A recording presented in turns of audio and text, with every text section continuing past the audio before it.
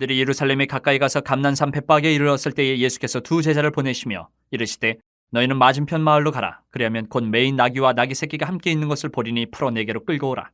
만일 누가 무슨 말을 하거든 주가 쓰시겠다 하라. 그리하면 즉시 보내리라 하시니 이는 선지자를 통하여 하신 말씀을 이루려 하심이라. 일렀으되 시온 딸에게 이르기를 내 왕이 내게 임하나니 그는 겸손하여 나귀 곧 멍에 매는 짐승의 새끼를 탓도다 하라 하였느니라. 제자들이 가서 예수께서 명하신 대로 하여 나귀와 나귀 새끼를 끌고 와서 자기들의 겉옷을 그 위에 얹음에 예수께서 그 위에 타시니 무리의 대다수는 그들의 겉옷을 길에 펴고 다른 이들은 나뭇가지를 베어 길에 펴고 앞에서 가고 뒤에서 따르는 무리가 소리 높여 이르되 호산나 다윗의 자손이여 찬송하리로다. 주의 이름으로 오시는 이여 가장 높은 곳에서 호산나 하더라. 예수께서 예루살렘에 들어가시니 온 성이 소동하여 이르되 이는 누구냐 하거늘 무리가 이르되 갈릴리 나사렛에서 나온 선지자 예수라 하니라.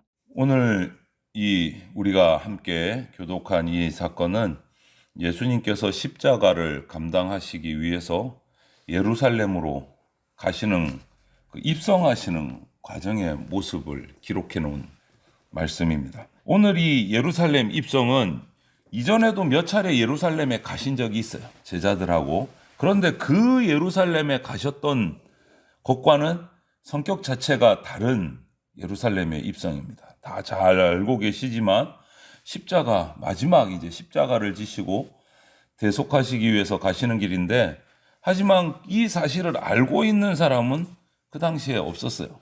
제자들에게만 말씀하셨고 예루살렘 사람들이나 그들은 그냥 오신 거예요. 그런데 나귀를 타고 들어오신 거예요. 그런 모습을 보고 잘 알지는 못했지만 그럼에도 불구하고 예수님께서는 예수님의 말씀에 순종한 사람들, 또 찬송한 사람들을 통해서 영광을 받으셨다. 이렇게 오늘 말씀하고 계세요. 먼저 누가 순종을 했고 이런 모습을 살펴보면 1절에 예수님과 제자들이 이제 예루살렘 가까이 이르렀습니다. 예루살렘 성으로 들어가기 이제 직전이에요. 그때 예수님께서 두 제자들에게 말씀을 하십니다.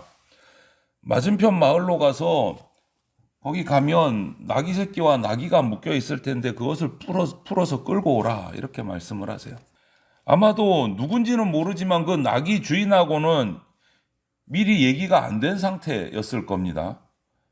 그래도 3절을 보니까 예수님은 제자들을 보내시면서 주님께서 쓰시겠다 하면 주인이 즉시 나귀를 풀어서 보내줄 것이다. 이렇게 말씀을 하시고 제자들에게 명령을 하십니다. 이 주인의 이름은 성경 어디를 봐도 기록되어 있지 않아요. 성경에는 그런데 이처럼 이름 없이 묵묵히 순종한 사람들이 곳곳에 등장을 합니다. 우리는 그들을 몰라요. 누군지. 이름도 몰라요. 성경에도 이름이 기록되어 있지 않으니까. 그냥 나귀 주인인 거지. 그런데 주님은 알고 계십니다. 그들을 통해서 영광 받으시는 거예요. 예수님 당시 대부분의 사람들은 예수님이 가시는 길은 몇 차례 들었음에도 불구하고 확신도 못하고 알지도 못했어요. 어제까지 말씀을 우리가 계속해서 묵상했지만 예수님의 순환 예고를 제자들은 3번이나 들었어요. 그래도 엉뚱한 짓 하고 있는 거 봤잖아요. 아직도 확실히 모르는 거예요. 3번이나 들었는데 제자들은 예수님에게 직접 3번이나 들었는데도 몰라요. 주님 나라에 이르며 나를 좌편에 우편에 앉혀주십시오. 엉뚱한 소리 하고 있는 거예요. 그런데 그 길을 제대로 알지 못했는데 그럼에도 예수님이 말씀하실 때 즉각 순종하는 것으로 주님이 가시는 길을 준비하는 그러한 영광을 받는 사람들이 있었어요. 제자들은 준비된 나귀 새끼 나귀도 아닌데 예수님이 가서 그냥 주인한테 쓰시겠다 하고 끌고 오면 된다. 그러니까 평상시 같으면 뭔가 불평불만이나 질문이 나왔을 텐데 이 두 제자는 누군지는 몰라요. 12제자 중에 누군지는 모르지만 두 제자는 말씀 끝나니까 그대로 가서 주인이 말리니까 주님께서 쓰시겠다 하라. 끌고 와요. 순종해서. 그리고 또 그 주인도 주님께서 쓰시겠다 하니까 이름도 없지만 그냥 또 풀어줘요. 순종합니다. 별것 아닌 것 같지만 이렇게 주님 안에서 크게 쓰임을 받는 경우들이 있습니다. 우리도 똑같아요. 뭐 때문에 끌고 오라고 하시는지, 뭐 때문에 이것을 하라고 하시는지 알지는 못하지만 순종했을 때 주님의 십자가 고난의 길을 준비하는 큰 쓰임새로 쓰임받고 영광을 받는 경우들이 생겨요. 예루살렘 임시성하는 나귀를 끌고 온 두 제자, 누군지도 기록이 안 돼 있어, 이름이. 또 주님이 쓰시겠다 하니까 풀어준 그 나귀 주인, 이름도 없어요. 그런데 이들이 이룬 게 뭡니까? 정말 별것 아닌 작은 순종 같은데 오늘 4절, 5절을 보면 4절을 보면 정확하게 나와요. 4절, 5절에 이는 선지자를 통하여 하신 말씀을 이루려 함이라. 아무것도 아닌 것 같은 두 제자의 순종, 나귀 주인의 순종이 선지자를 통하여 하신 말씀을 이루시는 것이다. 하나님의 말씀을 이루는 거예요. 모르고 그냥 예수님 시키시는 대로 가서 순종한 거예요. 자기 나귀 새끼지만 그냥 주님 쓰시다니까 풀어드린 거예요. 이름도 없어요. 그런데 선지자의 예언을 이루는데 쓰임받은 사람들이 됐어요. 순종이. 정말 별것 아닌 순종 같은데 말씀을 이루는 거예요. 우리 순종도 그렇게 꼭 하나님의 뜻을 잘 알지 못하고 하나님의 계획을 미처 깨닫지 못해도 순종할 때 영광을 얻게 되는 수가 있다. 꼭 하나님의 뜻을 알아야 순종하는 것 아니다. 별것 아닌 것 같은 정말 단순한 순종일 것 같은데 그것에 순종할 때 하나님 앞에서 크게 쓰임을 받을 수 있다. 이렇게 예수님은 그 나귀를 타시고 예루살렘에 들어가셔서 하나님의 계획을, 대속의 계획을 하나하나 이루어 가십니다. 이것조차도 예수님이 하나님의 말씀에 순종한 거예요. 예수님이 그렇게 나귀를 타고 예루살렘으로 들어가시고 십자가의 그 고난을 받으시고 죽으시기까지 한 모든 것들이 이미 예언하신 말씀이에요. 이사야 62장이나 스가랴 9장이나 이런데 이 말씀을 예언하신 대로 순종하시는 거예요. 예수님께서는 그분의 공생의 삶의 조그마한 부분에서도 하나님이 계획하신 대로 걸어가셨어요. 순종이요. 그 뜻하신 대로 따르는 순간순간이 예수님의 삶 전체예요. 이렇게 예수님 우리에게 순종의 본을 보여주셨고 오늘은 이름 모르는 두 제자와 이름 모르는 나귀 주인을 통해서 그들의 순종을 통해서 또 하나님의 뜻이 이루어져가는 모습을 봐요. 예수님은 화려한 막 전차, 마차를 타신 것도 아니고 백마를 타시고 오신 왕처럼 오신 것도 아닌데 나귀 새끼를 타고 오셨는데 이 모습을 우리가 또 상상해 봐야 돼요. 요즘 우리가 살아가는 이 세상에 어떤 차, 큰 차를 탔느냐, 좋은 차를 탔느냐, 타고 온 차에 따라서 경제력을 판단하고, 와, 대단한 사람이다, 아니다. 그걸 판단하는 이 시대잖아요. 그런 것을 생각해 보면, 나귀를 타고 입성하신 예수님 정말 초라한 거예요. 그냥 겉옷을 깔려있고, 겉옷을 안장 삼아 조그마한 나귀를 타고 오신 예수님 정말 초라한 거예요. 하지만 예수님은 하나님이심에도 인간으로 오셨고 그 신분조차도 정말 평민으로 오셨어요. 마지막 길을 가시면서도 나귀 새끼를 타셨습니다. 가장 낮은 위치에서 당신의 목숨을 우리 대속물로 우리에게 주셨어요. 정말 겸손의 모습, 순종의 모습, 섬김의 모습으로 평화를 이루려고 오신 왕이신 거예요. 그런데 그 반응도 또 그렇습니다. 평상시 같으면 아무런 반응이 없었을 텐데 예루살렘의 무리들이 입성하시는 예수님을 정말 적극적으로 환영하면서 찬송합니다. 8절 9절을 보니까 다윗의 자손이여 부르며 환호를 했어요. 나귀 새끼 탄 예수님을 전심을 다해서 호산나 찬송을 하는 겁니다. 이 순간에 그들의 찬양을 보면 이 순간만큼은 예수님이 왕으로 오신 것을 알고 환영을 하는 것 같아요. 우리가 주님을 만난 사람으로서 이런 찬양이 나와야 돼요. 이런 찬양이 나와야 돼요. 이들이 비록 기대한 메시아 왕이 그들이 생각했던 모습과는 실제로는 달랐지만 예수님을 왕으로 받아들인 것만은 확실해요. 왕으로. 그런데 그들이 받아들인 왕은 이 로마를 물리치고 이스라엘을 해방시킬 왕으로 받았지만 왕으로 받아들이기는 했어요. 그 모습은 달랐지만 우리에게도 이런 자세가 필요해요. 예수님을 왕으로 모시는 자세. 나의 왕으로. 오늘 이 본문을 보면서 우리가 다시 한번 생각해야 됩니다. 나는 정말 예수님을 평화의 왕으로 받아들이는가? 정말 이런 자세로 순종하고 이런 마음으로 찬송하고 있는가?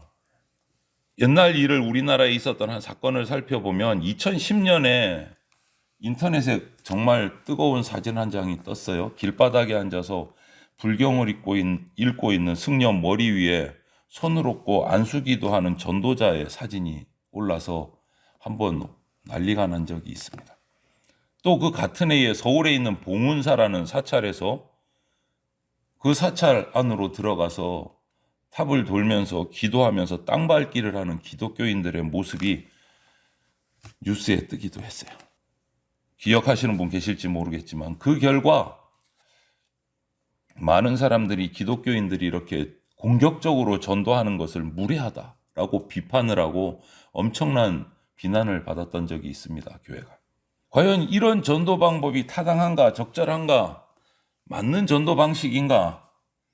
기독교 내에서도 정말 논란거리가 되었었습니다. 하지만 이것은 예수님을 통해서 구원을 외치는 우리 기독교인들의 기본 태도라고 하기에는 아쉬운 점이 많은 부분이에요. 정말 보여주어야 할 것을 제대로 보여주어야 되는데 괜한 오해만 불러일으킨 모습이 되어버린 거예요. 괜한 오해만. 지금 세계 곳곳에서도 뭐 뉴스에 안 실릴 뿐이지 종교 전쟁이 계속 다툼들이 일어나고 있습니다. 종교 간에. 서로 상대방 종교를 물리적인 힘으로 누르려고 다툼이 일어나는 거예요. 우리는 옳고 너희는 그르다. 그러니까 너희는 죽어라. 사라져라. 크게 보면 잘못된 것 아니지만 방법적인 면에서 잘못되었기 때문에 비극이 일어나는 거예요. 조금 전에 말했던 우리나라의 그런 좀 잘못된 모습들 때문에, 전도 방법 때문에. 하지만 하나님의 구원을 전하는 사람은 기본적인 마음의 태도는 공격적인 정벌이 아니고 무한한 하나님의 사랑으로 전해야 돼요. 하나님의 사랑으로. 단순히 그냥 전도해갖고 기독교 교세를 숫자적으로 늘리고 우리 교회 등치를 키우고 교인 수를 늘리고 그거 아닙니다. 사람의 영혼을 사랑하기 위해서 전도하는 거죠. 다른 사람들도 아직 하나님을 만나지 못하는 사람들도 하나님을 만나서 하나님의 구원의 은혜를 받고 참 생명과 참 기쁨을 얻게 하려고 복음을 전하는 거죠. 그들을 적군으로 대적으로 보고 누르려고 하는 게 아니다라는 거죠. 성경은 이 사랑에 대해서 이렇게 표현합니다. 고린도전서 13장에 사랑은 무례히 행하지 아니하며. 하나님의 구원을 전하는 사람은 사랑하기 때문에 무례하지 않습니다. 다른 사람의 감정이나 입장을 완전히 무시하고 일방적으로 외치는 것이 전도가 아닙니다. 그게 담대한 전도라고 말할 수 없는 겁니다. 그거는 무례한 겁니다. 예수님을 통한 하나님의 구원은 우리 모두를 품기 위한 하나님의 깊은 사랑이에요.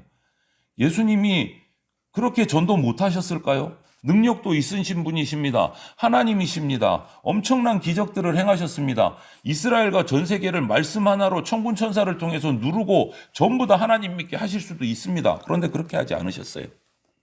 평화의 왕으로 오셨고 자신의 목숨을 내려놓으시고 우리 죄를 지고 가시는 어린 양으로 목숨의 십자가에 보혈을 흘리심으로 우리에게 평화를 주셨고 복음을 전하셨어요. 무례하지 않으셨습니다. 평화의 왕으로 오셨어요. 그 예수 그리스도를 따르는 우리들 역시도 동일해야 된다. 예수님을 통한 하나님의 구원을 체험한 사람은 겸손해집니다. 예수님을 통한 하나님의 구원은 사랑과 온유와 인내를 통해서 전해져야 됩니다. 담대하게 전하라는 말을 무례하게 전하라는 말로 착각해서는 안 된다. 착각해서는 안 된다. 오늘 반응을 보면 그렇게 나귀 새끼를 타고 겸손하게 입성하셨음에도 불구하고 호산나 찬양하는 사람이 있었던 반면에 그 모습을 혼란스러워하며 소동이라고 표현하고 이 사람이 누구냐 믿는 사람, 누구냐라고 묻는 사람도 있었다 그랬어요. 단순한 선지자가 아님에도 불구하고 어떤 사람은 오해해서 나사렛에서 나타난 선지자 예수다라고 말하는 사람도 있었어요. 여러분, 우리는 예수님을 바르게 알고 바르게 고백해야 됩니다. 예수님은 겸손한 평화의 왕이십니다. 섬김과 순종의 본을 보여주신 다윗의 자손이신 왕이신 메시아이십니다. 이 고백이 우리의 고백이 돼야 되고 이런 고백으로 우리도 예수님의 그 십자가의 길을 뒤따라가는 제자들이 돼야 됩니다. 그래서 담대히 복음을 전하되 무례히 전하는 것이 아니고 겸손과 온유와 인내로 복음을 전하고 그 길을 따라가는 참 제자로 우리의 삶이 살아가지기를 주님의 이름으로 축원을 드립니다. 아멘.